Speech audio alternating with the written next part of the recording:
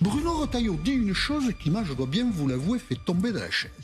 Il y aurait eu à Toulouse, pendant combien de temps et avec quel volume, un consul algérien qui aurait délivré des faux passeports aux Algériens. Vrai ou faux? Vrai ou faux? Qui le sait? Combien de passeports?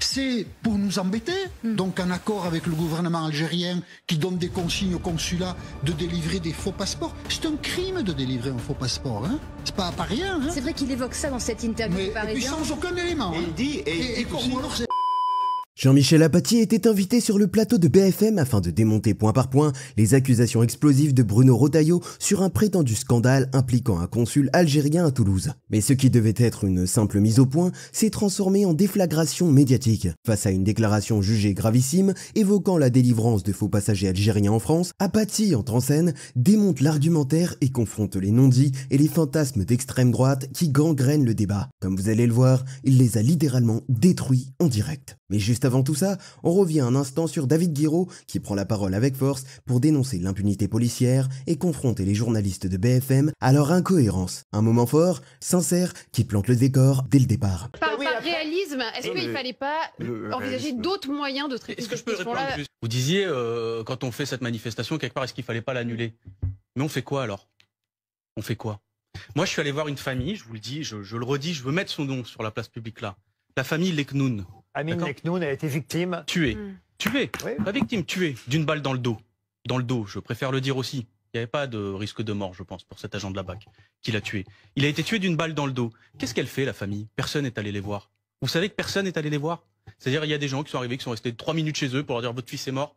Et après, plus de nouvelles. Et ensuite, la justice patine. Ils n'ont pas de nouvelles de la justice. Qu'est-ce qu'on fait si on manifeste pas? Mais du coup, qu'est-ce que proposer? Que la justice fasse son travail dans des cas, effectivement, comme ceux-là, qui sont, on l'a dit, des bavures, en fait, effectivement, des actes dramatiques, certes, mais est-ce que, pour autant, il faut mettre tous les policiers dans le même panier? C'est ça la question. Mais si, c'est pas des questions individuelles. Depuis quand on parle de ça? Avant, on pouvait même pas dire. D'ailleurs, vous dites bavure. On a avancé dans le débat avant quand on disait bavure. Déjà, on était un antifa. Maintenant, on parle de violence policière. On peut commencer à avoir le débat. Vous savez pourquoi il y a le débat aujourd'hui? C'est pas pour la bonne volonté des uns et des autres. C'est qu'il y a un outil qui s'est invité dans la discussion. C'est celui-là. D'accord? C'est le téléphone. Parce qu'avant, il n'y avait pas de vidéo. D'ailleurs, pour Amine Leknoun, il n'y a pas de vidéo. Mais pour Naël, qui est tué à Nanterre, il y a une vidéo. Et que fait la vidéo? Non seulement elle montre aux gens ce que c'est que mourir à la suite d'un refus d'obtempérer. Parfois, il y a parfois des tirs à la suite de refus d'obtempérer qui peuvent être légitimes. Hein. Je dis pas qu'il faut jamais tirer. Quand la vie du policier est en danger, il peut tirer. Mais ces vidéos-là, elles remettent aussi quelque chose d'autre en cause. C'est les témoignages des policiers qui font des faux et usage de faux. C'est ce qui se passe. Pour Naël, il y a un questionnement au début. Vous avez Mohamed Bendris où la question elle se pose. Et puis vous avez ce jeune aussi, Eddy, à Marseille, défiguré. Les policiers dans leur déposition, ils font des faux et usage de faux. Qu'est-ce qui change là-dedans? C'est-à-dire que les policiers, qu'il y a des vidéos de caméras surveillance. Les policiers vous répondent. Est-ce que vous pensez qu'on peut être de gauche et aimer la police? Mais bien sûr. L'idée de la police. Il ne faut pas renvoyer ces débats à ce que chacun pense au fond de son cœur ou au fond de ses sentiments. Vous n'arriverez pas à le savoir, d'accord? C'est pas ça la question. Moi, j'apporte des éléments. J'essaye de faire réfléchir les gens, de les faire comprendre qu'il y a un problème. Moi, je dis que, par exemple, les problèmes de mort à la suite de refus d'obtempérer, ça vient de lois spécifiques qu'on a fait. La loi de 2017. La loi de 2017. Puis on enchaîne avec Bruno Retailleau, qui parle beaucoup, mais pour ne rien assumer. Son bilan en matière d'immigration est attaqué de front, jugé même pire que celui de Castaner. Et ses menaces de démission, répétées depuis des mois, sont vues comme une simple comédie pour justifier son inaction. S'il est vraiment en désaccord avec Macron, qu'il ait le courage de quitter le navire. Monsieur Retailleau dit « s'il n'y a rien qui se passe, je vais démissionner ouais. ». J'ai l'impression, vous savez, c'est la saison du Festival d'Avignon, j'ai l'impression qu'il nous joue la même pièce depuis le mois de mars. C'est-à-dire il faut être ferme, si retenez-moi, autrement je démissionne. Mais en réalité, il ne fait rien, c'est une posture. Il attend, mais le résultat, c'est qu'en matière d'immigration, par exemple, puisqu'on parle d'immigration, ces résultats sont pires, par exemple, que ceux de M. Castaner, ministre socialiste, puisque en octobre 19 à mars 2020, M. Castaner avait expulsé 11 600 personnes. M. Retailleau, pour la même période, d'octobre 24 à mars 25, en a expulsé 600 de moins, 10 600. Donc oui, il a raison, mais il ne fait rien. Voilà. Et comme le demande le Rassemblement national, Marine Le Pen et Jordan Bardella, depuis des mois, effectivement, il faut dénoncer l'accord de 1968. Rester au gouvernement et le dénoncer tous les jours, c'est un peu contradictoire. Et la tension continue de monter. Ce qui se passe à Gaza, ce n'est pas une guerre, c'est un génocide. Et ce drame, la France y prend part par complicité et par silence. Jean-Noël Barrot avait déconseillé aux organisateurs de cette flottille d'y aller. Oui, il leur a déconseillé d'y aller, mais je crois qu'il devrait surtout déconseiller à Israël de violer le droit international tous les jours, parce que c'est ça le problème. Votre collègue vient de dire que c'est une guerre. Non, ce n'est pas une guerre, c'est un génocide. Et Israël n'a pas traité l'équipage du Madin avec humanité. Ils ont été privés de sommeil, ils ont été arrêtés dans des eaux internationales, ce qui est totalement contraire aux traités internationaux en vigueur. Ils ont été privés de nourriture, on leur a donné une nourriture détestable. Ils ont été au début mis dans le bateau pendant plus de 30 heures avant d'avoir le droit à un avocat et d'avoir le droit que leurs différents droits soient respectés. Et donc, Israël peut nous dire que c'est une opération de communication et se moquer de notre bateau qui serait une croisière à selfie ou je ne sais quoi. Mais moi, il me semble qu'on devrait plutôt regarder les soldats israéliens qui prennent des selfies avec des cadavres palestiniens.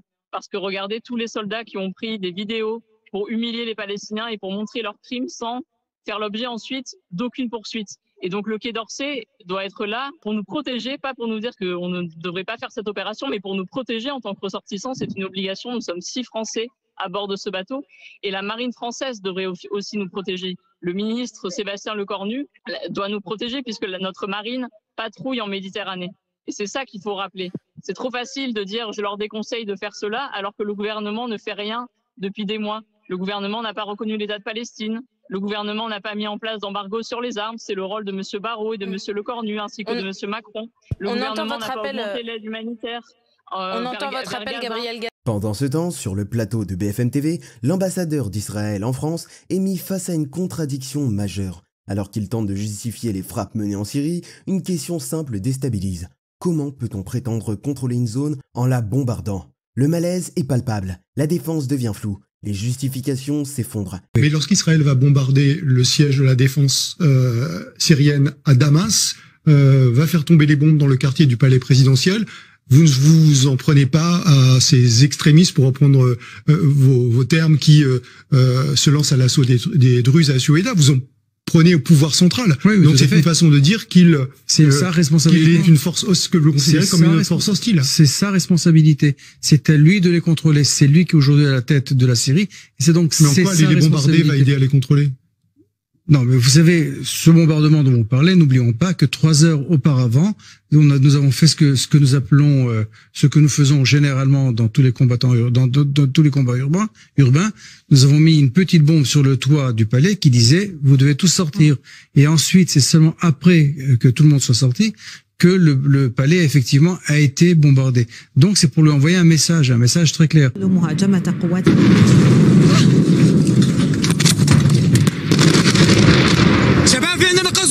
قصف يا شباب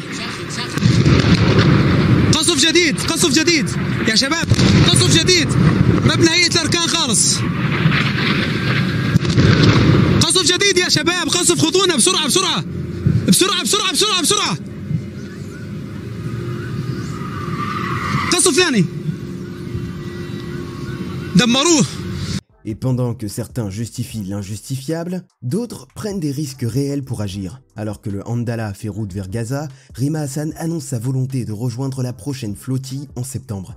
Un engagement courageux, sans peur, porté par des femmes d'une force incroyable comme Gabrielle Catala, Emma Fourreau et bien d'autres. Elles incarnent l'honneur de la France malgré les attaques, les menaces et les campagnes de diabolisation menées par les soutiens les plus extrémistes d'un régime génocidaire. Et face à tant de courage, le silence du pouvoir français fait honte. Des mots, des tweets, mais jamais d'actes concrets pour briser le blocus ou stopper l'horreur. Donc, mais je partirai, je pense, sur le prochain, en septembre. En septembre, oui. Ça c'est l'exclu, ça. Oui. Ah, c'est une exclu. Donc, à peine annoncé sur X Rizlen qu'il y a un nouveau bateau. Comment ça va s'organiser, parce qu'ils n'ont pas encore fixé de date précise, mais je sais qu'il y a encore un autre bateau qui partira. Donc là, on a en exclusivité, pour septembre prochain, vous serez sur le 3e bateau, cette flottille justement de la Liberté, en septembre prochain. Oui, oui, j'espère que ça va coller par rapport à l'agenda, mais en tout cas, je me rendrai disponible au maximum pour mais j'ai quand même une question, Rima Hassan, Madame l'eurodéputée. Vous n'avez pas peur, vous ne craignez pas justement pour cette deuxième fois, parce que le pari est risqué quand même, hein. Oui, non, mais c'est sûr qu'on a Oui, on a affaire à une armée, un État, un régime, à tout point de vue, qui a très régulièrement recours à une violence aveugle contre les Palestiniens, certes, mais très régulièrement aussi contre des humanitaires. On a plein de cas dans l'histoire de la lutte palestinienne où des humanitaires aussi occidentaux qui sont venus soutenir les Palestiniens ont pu être assassinés, tués, ciblés. Donc on se prépare aux différents scénarios. Par contre, je me refuse à avoir peur. Il n'en est pas question. Ouais. Qu'est-ce que vous C'est un cadeau fait aux colons d'avoir peur. Qu'est-ce que vous ferez différemment, Rima Hassan? Par rapport à la première fois? Par rapport à la première fois, absolument. Non. Avec le recul que vous avez aujourd'hui? Avec le recul, vraiment, j'ai donné le maximum. Les peu de gens nous ont vus au quotidien. On a fait quelques vidéos ici et là pour humaniser aussi et dire voilà, la flottille, en fait, c'est ça notre quotidien. On a un repas chaud, on se relaye pour la cuisine, sur l'entretien du bateau, mais on se rend pas compte que moi, j'ai vraiment passé mes journées, quasiment du matin au soir, à donner des interviews et à travailler avec Greta sur tout le travail de médiatisation, de pédagogie, de vulgarisation sur la symbolique de cette action et le sens de cette action, mais ça a été vraiment du taf tous les jours. Votre rôle, en fait, ce rôle quelque part de communication, de sensibilisation, c'était ça, parce que vous étiez plusieurs personnalités. Il y avait Greta Thunberg, il y avait aussi Thiago, le Brésilien, et qui lui fait partie de la coalition. Voilà. C'est vrai que nous on est extérieur à la coalition. Ils vous ont demandé en fait, c'est eux qui vous sollicitaient pour. Tout à fait. Et sur Madeleine. Il y a eu aussi tout le travail avec mon équipe. On a mobilisé plus de 230 parlementaires un peu partout en Europe pour signer une tribune, pour demander aux États d'agir, parce que tout le travail de plaidoyer qu'on faisait, c'était exiger un passage sûr pour la flottille. C'est ce qui a été demandé par les 10 rapporteurs spéciaux des Nations Unies qui ont soutenu notre action. Et donc, ce que je ferais de mieux, c'est plus de pression sur les États. Plus de pression sur les États, pardon, Rizlen, ça sous-entend quoi ça? Donnez-nous un exemple, par exemple, parce que c'est vrai que vous avez été malmené, notamment par la police israélienne, hein, notamment. Hein, oui, on a été intercepté, littéralement kidnappé en eau internationale. On a passé près d'une vingtaine d'heures avec les soldats israéliens qui sont restés à bord de notre bateau. Qui nous ont pointé les armes, qui ont pointé leurs armes sur nous dès qu'ils sont arrivés. Vous avez été moqué, insulté aussi, hein? Oui, moqué, insulté. Et puis quand j'étais à l'isolement, on m'a mis les menottes aux pieds et aux mains. Et je le dis, parce que maintenant on en rigole, on dit elle a fait une grève de la faim d'une journée. Mais ce que les gens ne savent pas, c'est que quand le directeur de la prison vient me chercher, parce que j'écris Free Palestine, Gaza Genocide et Nakba dans la première cellule, il me dit tu vas passer 7 jours à l'isolement, que tes camarades ou non partent demain, après-demain. Il me dit moi j'en ai rien à faire, c'est pas mon souci, ici c'est moi qui décide et tu vas passer 7 jours à l'isolement. À partir du moment où je vois le consul qui me dit je sais pas ce que je vais pouvoir faire, je dis moi vous annoncez que je suis en grève de la faim jusqu'à ce qu'on me libère.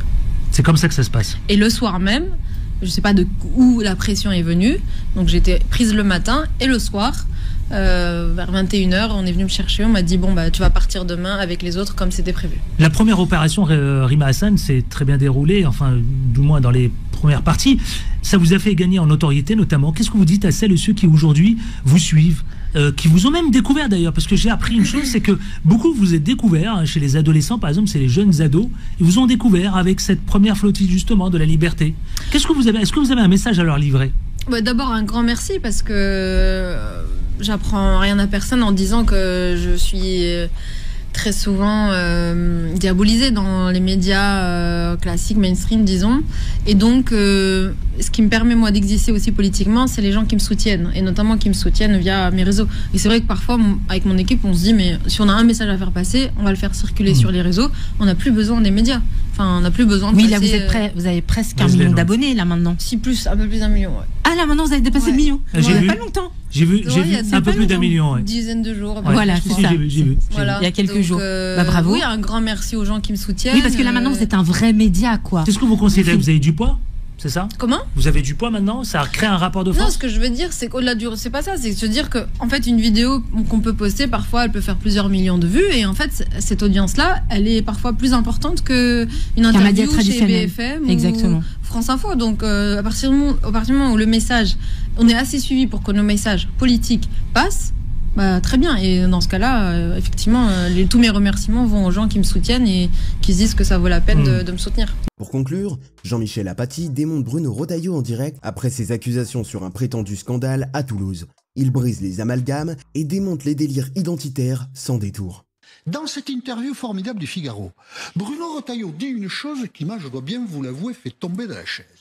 Il y aurait eu à Toulouse, pendant combien de temps et avec quel volume, un consul algérien qui aurait délivré des faux passeports aux Algériens. Vrai ou faux? Vrai ou faux? Qui le sait? Combien de passeports? C'est pour nous embêter, donc un accord avec le gouvernement algérien qui donne des consignes au consulat de délivrer des faux passeports. C'est un crime de délivrer un faux passeport, hein. C'est pas rien. Hein. C'est vrai qu'il évoque ça dans cette interview du Parisien. Et puis sans aucun élément. Et il dit, ou alors, est-ce que c'est quelque chose qui est... Vous pensez qu'il ment, Jean-Michel? Est-ce que c'est quelque chose de Vous pensez qu'il a inventé, Jean-Michel? Ça remonte à quelles années? Je pense qu'il a intérêt à donner davantage d'informations. Et qu'est-ce qu'on a fait de ce consul à Toulouse? Il est toujours en France ou on l'a foutu dehors? Parce que si on l'a foutu dehors, on a bien fait, vous voyez. Mais s'il est encore en France, on a mal fait. Vous en avez entendu parler, vous, avant de cette interview? Il ne vous a sans doute pas échappé. Est-ce que vous en avez entendu parler? Non, je n'en avais pas entendu parler. Vous en avez entendu parler depuis? Et c'est un véritable scandale. Non, et en revanche, ce que je sais, c'est que je n'ai pas entendu le gouvernement algérien, qui pourtant est à l'ordinaire extrêmement sourcilleux, réagir à cette information pour la démentir. C'est une information très importante. Ce que je sais par ailleurs. Nous aurons des renseignements supplémentaires. Oui, et d'ailleurs Bruno Retailleau a expliqué. Qu'est-ce qu'on a fait du consul? Bruno Retailleau a expliqué qu'il avait donné des consignes très strictes au préfet pour que les ressortissants algériens qui avaient bénéficié de ces papiers donnés par ce consulat, que leur situation soit systématiquement révisée, parce que de toute évidence, il y a eu des abus. Mais on a une idée du nombre où il ne l'évoque même pas, moi, je n'en ai pas. Mais il faut le fermer, ce consulat. Mais qui délivre les faux passeports. Mais vous avez vu... Il y a d'autres consulats algériens en France. Mais vous avez vu, c'est extraordinaire, Jean-Michel, parce que vous dites d'un côté, ça sert à rien de prendre des mesures fermes avec l'Algérie, par exemple en leur interdisant de venir en France pour se faire soigner, et d'un autre côté vous dites à mon avis c'est pas si grave que ça cette histoire de consulat, parce que sinon on en saurait davantage. C'est grave. Je dis que il y a des fantasmes, on dit des choses. Mais c'est pas le ministre de l'Intérieur précise. La nomenclatura vient se soigner en France. Combien, qui, quand, pourquoi? Ils payent pas. Mais les pouvoirs publics peuvent faire de la transparence là-dessus. Il n'y a aucune transparence. Et l'histoire du consulat m'a paru emblématique de cela. Je mets quelque chose dans l'air, je ne précise rien, et débrouillez-vous. Et je vous promets que les journalistes enquêteront là-dessus sur ces histoires. Est-ce que vous croyez un seul instant que Bruno Retailleau, dont le moins qu'on puisse dire est qu'il est un homme plutôt raisonnable, qui pèse ses mots, qu'il est responsable, est-ce que vous pensez qu'il aurait fait une accusation aussi grave dans une interview au Figaro qu'il a relue? Je peux vous le confirmer, et sans avoir un dossier extrêmement précis là-dessus. La vérité, c'est que des abus avec l'Algérie, il y en a tous les jours. Il y a d'ailleurs eu assez récemment du personnel consulaire algérien qui a été expulsé de notre pays parce que il pratiquait des actions qui étaient tout à fait hostiles. En l'occurrence, il poursuivait des gens qui étaient des opposants algériens réfugiés en France. L'Algérie est une dictature épouvantable, corrompue. Je ne comprends pas que nous puissions faire preuve d'une telle mansuétude avec un tel régime. Guillaume, je n'imagine rien. Je veux juste des faits. Moi, je suis journaliste. Mais les faits, vous les avez. Le ministre de l'Intérieur dit quelque chose de très grave et il n'y a aucun fait qui vient corroborer ce qu'il dit. Est-ce qu'il ment? Est-ce qu'il dit la vérité? Je n'ai aucune opinion. C'est pas bien ce que vous faites là. Mais parce que quand vous dites est-ce qu'il ment, est-ce qu'il dit la vérité, je ne sais pas, ça veut dire il ment. Non, pas du tout. Jean-Michel. Non, c'est pas ça. C'est que moi j'ai regardé, j'ai fait comme vous, j'ai regardé. Ça veut dire que vous considérez que la parole... La presse locale, par exemple, à Toulouse, pas un papier dans la presse locale sur un consulat qui délivre les faux passeports. Quand même. Il sera sans nul doute, parce qu'il faut qu'on avance, interroger... Je lirai le Figaro attentivement dans les jours qui viennent, parce que j'aurai peut-être les éléments. Et sans doute le ministre sera-t-il interrogé, parce qu'il est très régulièrement sur le terrain aussi.